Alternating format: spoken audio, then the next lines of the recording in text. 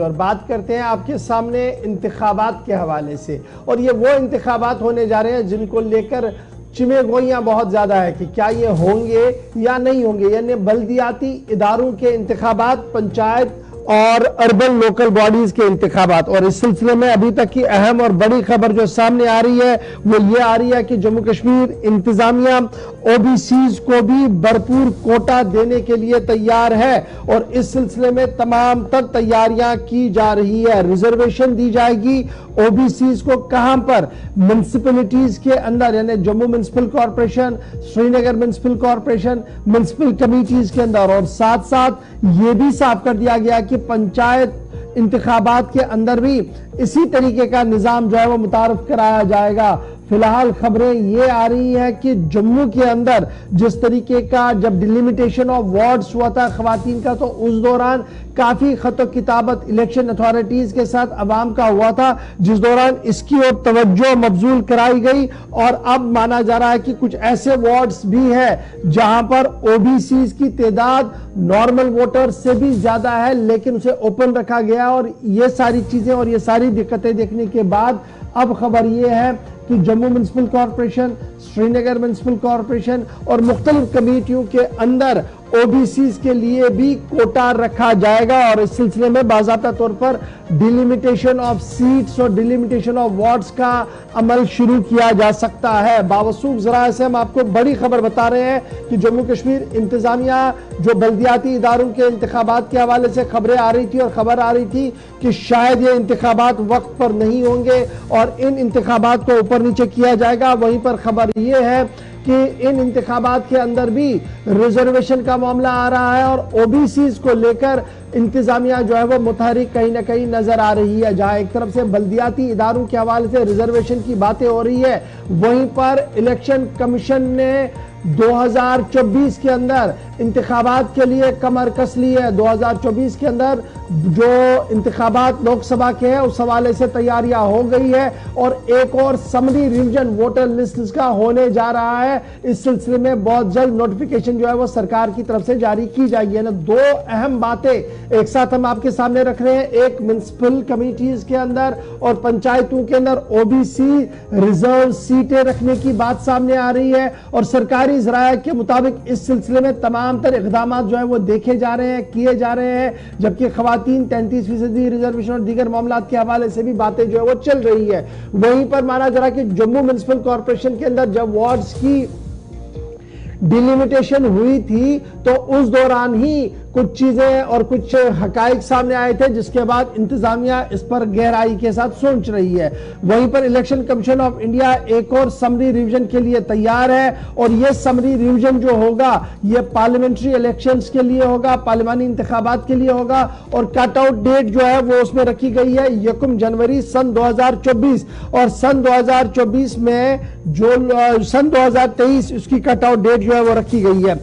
Election commission of India की तरफ से साफ कर दिया गया है कि तैयारियां हो रही है। ईवीएम्स, वीवीपैट और दीगर चीजों और अमले की तैयारियों के लिए पहले ही एक हिकमत अमली तरतीब दे दी गई है, जिसके तहत पूरे मुल्क के अंदर इंतखाबात कराने की तैयारियों में कमीशन जो है वो जुट चुका है। ताम याद रखिएगा, बल्दियाती इदारे जो जम्मू कश्मीर के हैं उनके 5 साल मुकम्मल हो रहे हैं, चाहे वो जम्मू म्युनिसिपल कॉर्पोरेशन हो, श्रीनगर म्युनिसिपल कॉर्पोरेशन हो, नवंबर के महीने में। और पंचायतों के कहीं ना कहीं दिसंबर में आधे पंचायतों का इंतखाब मुकम्मल हो रहा है और आधे पंचायतों की मियाद जो है वो जनवरी के अंदर जो है वो मुकम्मल हो रही है। और अर्बन लोकल बॉडीज के इंतखाबात माना जा रहा है कि दिसंबर से कबल कराने की बातें भी हो रही थी, ताहम क्या यह मुमकिन है? नहीं है। यह सबके सामने एक बड़ा सवाल है, क्योंकि कमीशन अगर रिजर्वेशन की ओर जाता है तो इसमें मजीद वक्त लग सकता है और उसके लिए शायद फिर उसके बाद बल्दियाती इंतखाबात होना काफी मुश्किल है। तो फिलहाल रिवीजन जो है, समरी रिवीजन जो है वो बहुत जल्द ऑर्डर जारी आएगा,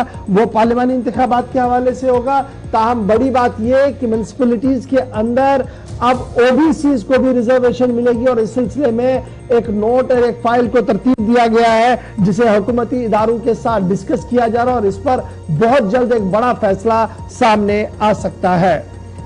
तो चलिए नाजरीन, ये थी जहां सियासत की बात जम्मू कश्मीर के अंदर, वहीं अब सियासत के हवाले से एक और बड़ी खबर, क्योंकि कल जम्मू के अंदर एक बड़ी और अहम मीटिंग और अहम इजलास मुनक्कद होने जा रहा है। जी हाँ नाजरीन, बात कर रहे हैं हम जम्मू के अंदर, जहां पर फारूक अब्दुल्ला की पहली रिहायशगाह पर यह मीटिंग होने वाली थी, लेकिन अब माना जाता है एक निजी होटल में एक इजलास मुनक्कद हो रहा है, जहां पर हिज़्ब इख्तिलाफ की जमातों को पहले ही इस हवाले से दावत दी गई है। और इस सिलसिले में कल जो माना जाता है कि न सिर्फ बल्दियाती इंतखाबात जो फिलहाल जो जराए के हवाले से खबर आ रही है कि फिलहाल मौखर है, इस सिलसिले में बात होगी और दीगर जो जम्मू कश्मीर के अंदर मौजूदा सियासी सूरत हाल है उस पर भी तबादुल ख्याल किया जाएगा। कल फारूक अब्दुल्ला की सदारत में ये मीटिंग होगी, करीब दोपहर 2:30 बजे मीटिंग होगी।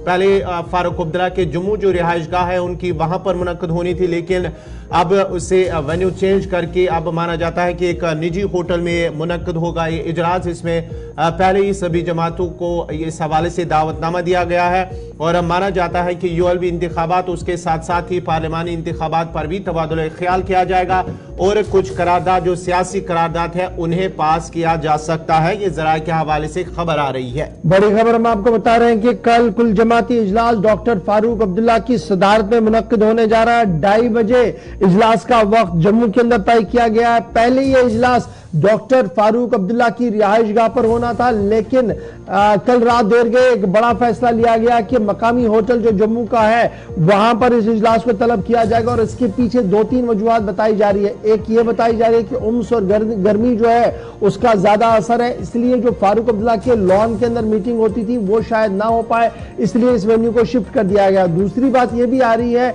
कि बंद कमरे के बजाय ओपन मीटिंग हो, जहां पर सबको पता लगे कि लीडर्स एक साथ आ रहे हैं, वो भी एक वजह बताई जा रही है। तीसरी बड़ी बात इसमें यह है, जो जराया हमें बता रहे हैं कि बल्दियाती इंतखाबात से लेकर जनरल इलेक्शंस की बातें होंगी, कुछ करारदादें पास की जाएंगी और उन करारदादों की पस मंजर में डॉक्टर फारूक अब्दुल्ला की सरबराही में एक और ग्रुप बनाया जाएगा, जो ग्रुप दिल्ली रवाना होगा और दिल्ली के अंदर इलेक्शन कमीशन ऑफ इंडिया और दीगर जिम्मेदारों से मुलाकात करेगा, ताकि जम्मू कश्मीर के अंदर बल्दियाती इदारों के इंतखाबात, जम्मू कश्मीर के अंदर असेंबली के इंतखाबात आसान तरीके से करवाया जाए और जल्दी से करवाया जाए। 2018 के बाद जम्मू कश्मीर के अंदर अवामी मकबूलियत वाली सरकार नहीं है, लेफ्टिनेंट गवर्नर और गवर्नर्स पूरे निजाम को चला रहे हैं। अवाम और सरकार के बीच में बहुत ज्यादा खाई है, यह सियासी मुबस्सिरीन और सियासी लोगों का मानना है, जबकि लेफ्टिनेंट गवर्नर एडमिनिस्ट्रेशन का मानना है कि हालात काबू में है, सूरत हाल बेहतर है, अवाम के साथ तालमेल है, यह लेफ्टिनेंट गवर्नर की एडमिनिस्ट्रेशन बता रही है। बहरहाल कल का दिन इंतहाई अहम होगा। 3 से 4 करारदादें तरतीब दी गई है, तहरीर दी गई है।